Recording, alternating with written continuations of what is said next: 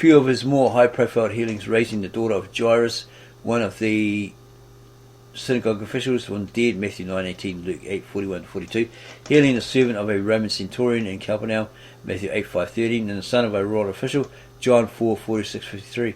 In addition, he delivered many sermons to great multitudes of people up and down the region of Judea, amazing all with his teachings. So with all this attention focused on him and his incredible achievements from cradle to grave, how is it that we have no contemporary record of any of this? We actually do. The manuscripts, the original manuscripts, ancient manuscripts in the Galilean Aramaic, again hidden and preserved by the original ancient apostolic church of the East, founded by Thomas. Okay? They have records there. These, i.e. the Aramaic Galilean Aramaic manuscripts, handed over by Thomas to the high priest of that church that he founded. After having won the admiration of royal officials, Roman leaders and synagogue officials, how is it that he wasn't whisked off to the royal court or even Rome itself? Well, he wouldn't have wanted that, may not have wanted that. He was there for the people, not for fame, getting all the Roman titles, decrees, etc. Put upon him, all that sort of stuff. Because he probably knew it was pagan. Okay, it was corrupt. The Pharisees were corrupt, the Romans were corrupt, they were sinners. He wasn't there just to receive all the goodies. He was out there preaching to people about God, the good news, what his Father had told him, and accomplishing his mission, doing the Father's will. How is it that none of his astounding new teachings were recorded by anyone at the time? A lot of the people were illiterate. There may have been somebody that wrote something down, what he said, whatever, but over the centuries, maybe those writings were lost, or they're hidden in the Vatican in a special vault. Who knows? We have no trace or mention of Jesus' exploits anywhere until the New Testament Gospels are written decades later. Well, you actually have in the Old Testament the Tab Ashrit. God's talking to Moses. Moses is talking to the Christ, who happens to be there, probably in some spiritual bodily form, something like that, and he helped him get these goods back. He was like the Melchizedek in the Bible, right? He's compared to that guy. And outside of them, there is no mention of Jesus whatsoever for nearly a century after Jesus' alleged death. This is a staggering omission and totally at odds with this picture given to us by the Gospels.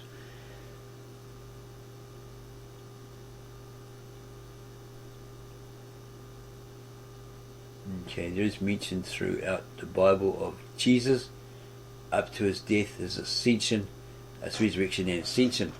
And after that, there is that delay from others. Anonymous writers, it's claimed, who said, the Christ this, the Christ that, these church fathers, etc., etc., they're giving their twist on this particular figure. What they believed, or what they thought, what they were thinking, we believe, or we think, or we assume, right? A lot of it wasn't bam. This is how it was. This is how it went down. For Jesus' triumphant entry into Jerusalem, according to Mark, in the weeks before his death, Jesus had been making his way towards Jerusalem, 10:32-33, followed by multitudes of people. He's already mentioned that. 10:1, he travels from Galilee, 9:30, to Capernaum, 9:33, crosses the Jordan into Judea, 10:1, then goes to Jericho, 10:46, so he's on the road a lot with his groupies. Bethphage and Bethany, 11:1, etc., etc. However, John tells a different story, or each has a different perspective, right? They have different mindsets. Okay, they see things differently. It's like having a witness to a attack on someone in the street. Right? One will say, these guys pulled up in a black Nissan, this, that, right, and someone else will go, no, it was a blue one. Someone else will go, no, it was green, it was definitely green. They all give their variations. Okay, That's just how it is.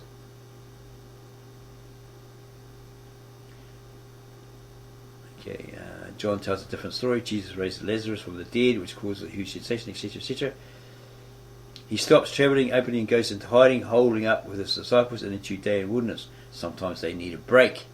In a hill town called Ephraim, before coming to Lazarus' house in Bethany 6 days before Passover, like he was in the grave, or turned 4 days apparently, where Lazarus' sister Mary anoints his feet with costly oil, because she realised, hey, he brought my brother back 4 days after his death. So she poured her oil all over his feet, and she cried and wiped her tears off his feet, and poured oil on him, which cost her heaps, etc. Whereas the Pharisees, etc., sat and go, oh, look at that hoe, look at that woman wasting that precious oil, oh, he could have sold that, and all that sort of stuff, you know. Maybe Judas said that, or maybe these Pharisees. What the hell is she doing? She could have sold that, you know. Jesus' tremendous popularity peaks and then completely and inexplicably immediately fizzles out, crashes and burns after his triumphant, albeit short-lived, entry to Jerusalem, when the whole town turns out for the miracle-working prophet from Nazareth, and then promptly turns on him without explanation. Yeah, well, some believed what he said, others were opposed to him, i.e. the Antichrist. They weren't for him, they were against him, they rejected him, because, as they state in the scriptures, they're in the dark, they don't want to come to the light, lest their sinful deeds are exposed. Who wants their skeletons in the closet exposed, right? For all to see. Yeah. So naturally you'll turn around and go, oh no, never mind this guy. You'll be anti him, right? Because he can tell you exactly your life history. Like the woman at the well. Yes, you have had 5 partners, etc., etc. It wasn't guesswork. Because she proclaimed, wow, he knew everything I ever did in my lifetime. He must be the Messiah. Was it a Samaritan woman? Okay. Compounding the problem is the presence of the Romans, who would have looked very dimly on any figure as coming to town and being hailed as the new king of the Jews. Yet according to the Gospels, they hardly noticed him at all until he was brought before Pilate, and even then there was so much Roman head scratching over what to make of him. Well, they probably were. He was probably known to them, but it was those Pharisees who pushed the Romans to take more notice. Hey, he's blaspheming. He's saying he's the Son of God, because they had hidden motive, hidden agenda, or hidden motive, right? Because they were the authority. They wanted to control their people. They had trumpets blown for them when they walked down the street. Had the finest clothing. They had all this power. They loved this power, and what the Romans had given them, even though they had authority, etc. They had ability to do all they did, to practice their Mosaic laws, or that sort of stuff. They said, you can't come into the temple because it's a holy place, all this sort of stuff.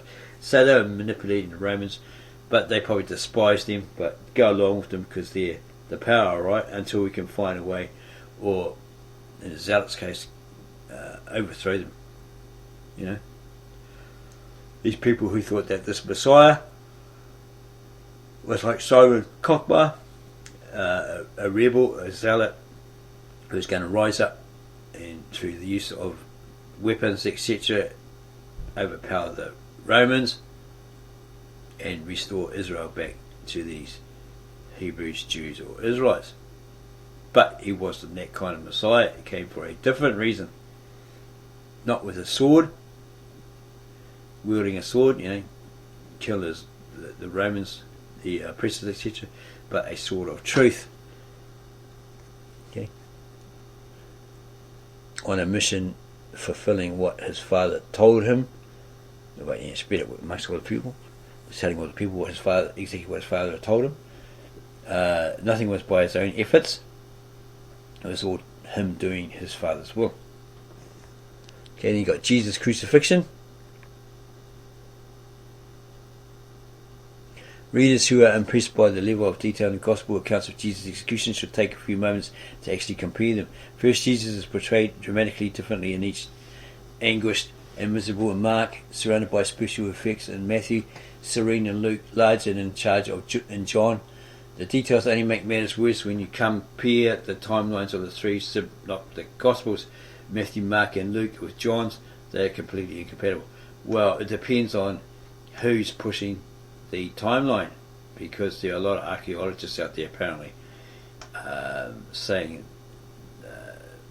the Israelites, or the Hebrews, or the Israelites in Egypt were under the Egyptian Pharaoh Ramses, and a certain archaeologist came along and proved their timeline too far ahead by 100 years or so, and it wasn't Ramses, it was somebody else.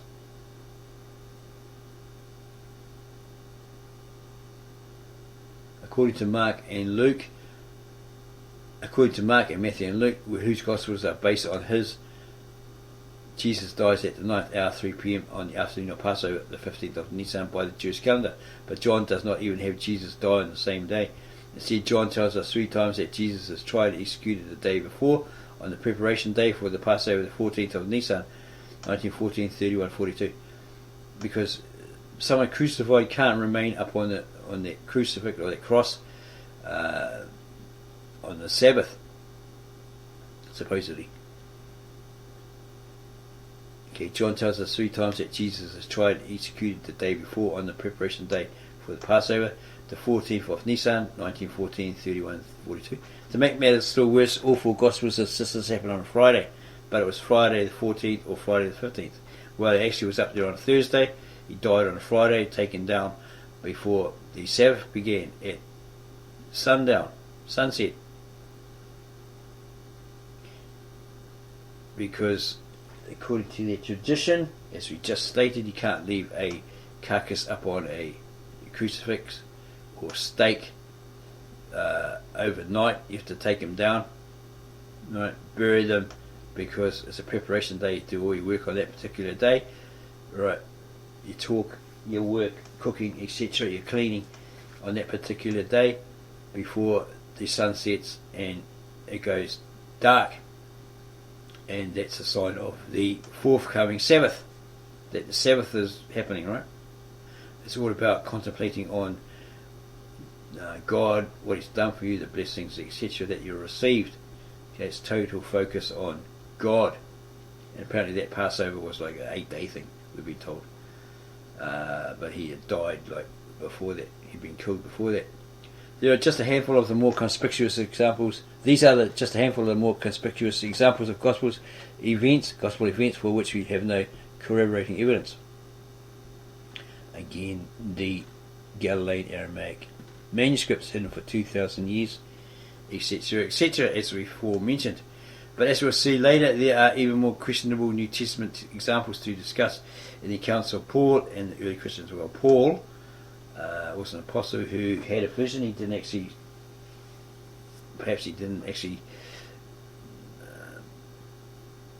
live when Christ was alive. He just had that supposed vision. And the early Christians. Okay. This is a name given to them because the Romans, who like to borrow from the Greeks and the Egyptians, possibly, in their architectural designs, their buildings, etc., and so forth, is a loan word. Right? Christos or Christos was a Greek, Greek Latin loan word. Okay, and the Romans referred to those who held Jesus the Messiah as their leader. The populace, the people of Rome did, right? They says, well, they're Christians because they follow this Christ or this Christos. And Romans sneer at them and say, well, yeah, you guys are basically slaves to this Christos. Okay? So, in the modern Americanized English versions, you do have these words translated as slaves, when it doesn't necessarily mean they were slaves, but they were servants of Christ. Okay? They were going around being Christ-like and preaching the good news to people sinners, etc., etc. These disciples didn't like the idea of having the pagans giving them this title, right? Christian, in that sense, because they were Jews, Galilean Aramaic, or they were Galilean fishermen. That was their trade, so they didn't necessarily go to night school or anything like that to learn Greek, etc., etc. So they didn't have time. They had fish to catch, fish to fry, and people to feed with that fish, right? Okay, so only the privileged could go get educated, like Paul, in the Roman courts, etc., etc., to be able to read, write, do math, all the educational stuff, all the literate stuff, right?